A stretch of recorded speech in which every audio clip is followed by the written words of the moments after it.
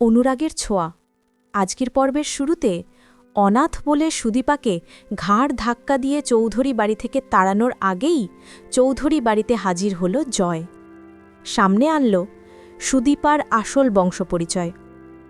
হ্যাঁ বন্ধুরা, আমরা এমনটাই দেখতে পাব অনুরাগের ছোঁয়া ধারাবাহিকের আগামী পর্বগুলোতে।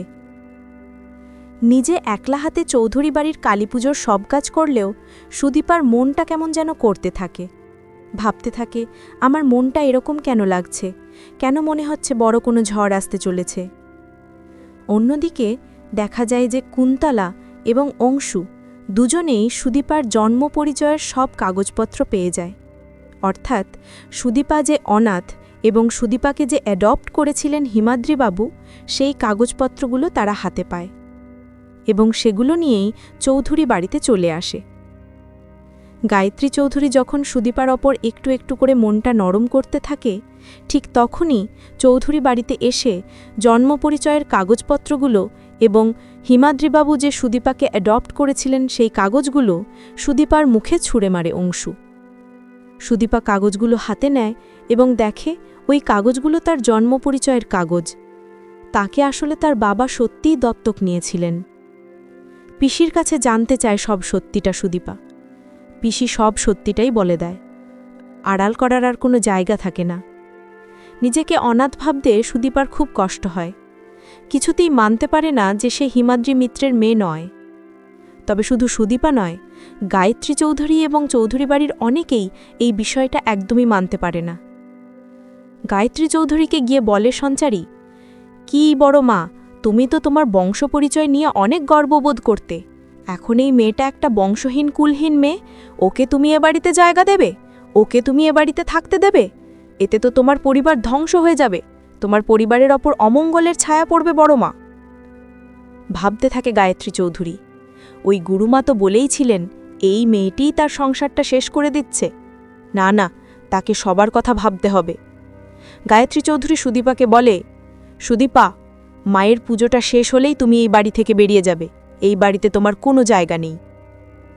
সুদীপা গায়ত্রী চৌধুরীকে বলে, আমি এক্ষুনি বাড়ি থেকে বেরিয়ে যাচ্ছি, কারণ আমি আপনার কোনো কথার অমান্য করতে চাই না, আপনার পরিবারের নিয়মনীতি আমি ভাঙতে চাই না, আর যেহেতু আমি অনাথ তাই এই পরিবারের বউ হওয়ার যোগ্য আমি নই। যখনই সুদীপ চোখের জল ফেলতে ফেলতে বের হতে যায়, আদিত্য তার হাতটা চেপে ধরে বলে, দাঁড়ান সুদীপা, কোথায় যাচ্ছেন আপনি? আপনি আমার স্ত্রী, আমি আপনাকে অগ্নিসাক্ষী করে বিয়ে করেছি, আপনার একমাত্র পরিচয় আপনি আমার স্ত্রী।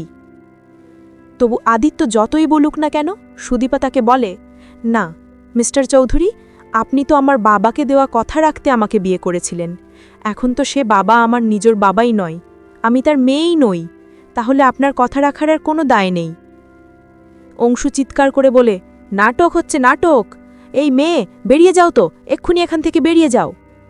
এই বলেই সুদীপাকে ঘাড় ধাক্কা দিয়ে তাড়িয়ে দিতে যায় অংশু।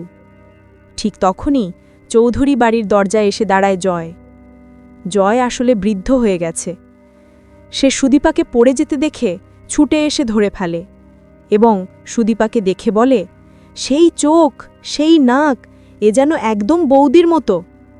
সবাই চমকে যায়, গায়ত্রী, আদিত্য, সুদীপা, সবাই জানতে চায়, আপনি কে, কাকে খুঁজছেন? জয় চিৎকার করে বলে, আমি জয়, জয় সেনগুপ্ত, আর যাকে আপনারা অনাথ বলে বাড়ি থেকে বের করে দিচ্ছেন সে আসলে আমাদের সেনগুপ্ত বাড়ির মেয়ে, সূর্য সেনগুপ্ত এবং দীপা সেনগুপ্তের নাতনি। ওর বংশ পরিচয় আছে, আর আমি সম্পর্কে ওর দাদু হই।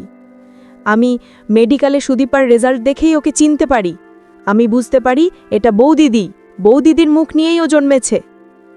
গল্পটি ভালো লেগে থাকলে লাইক, কমেন্ট এবং পেজ বা চ্যানেল ফলো, সাবস্ক্রাইব করতে ভুলবেন না।